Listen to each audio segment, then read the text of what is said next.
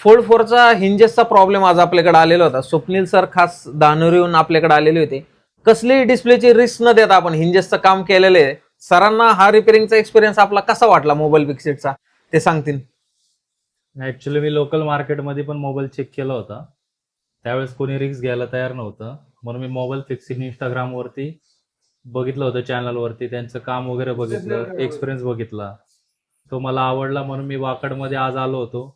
त्यावेळेस मी 1 महिन्यापूर्वी कॉल पण केला होता त्यांना, पण मला काही टाइम भेटला नाही. मग आज जसा मला टाइम भेटला, त्यांनी 4 तास सांगितलं होते, पण 3 तासामध्ये जो मोबाईल होता तो मला रिपेअर करून दिलेला आहे. 100% वर्किंग आहे आता.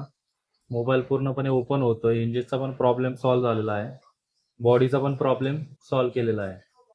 म्हणून जो पण काय प्रॉब्लेम असेल तुम्ही मोबाईल फिक्सिटमध्ये खरं आवश्यक भेट द्या. तिथं सर्व मोबाईल फोल्ड 4चे सगळे प्रॉब्लेम सॉल्व्ह केले जातात आणि योग्य आणि रिस्क घेऊन.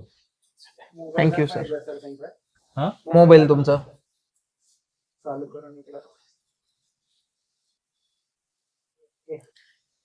तर असेच जर तुमचे हिंजेसचे प्रॉब्लेम झालेले असतील, कोणताही फोल्डचा फोन असू द्या, तो विदाऊट रिस्क, कसली डिस्प्लेची रिस्क न देता आपण तो तुम्हाला हिंजेस चेंज करून देतो. आणि शिवाय तुम्हाला जास्त मोबाईल ठेवायची गरज नाही. एक हार्डली 3 ते 4 तासामध्ये, जसं सरांचा आपण 3 ते 4 तासामध्ये त्यांचा रिपेअर करून दिलेला आहे किंवा हिंजेस चेंज करून दिलेले आहे.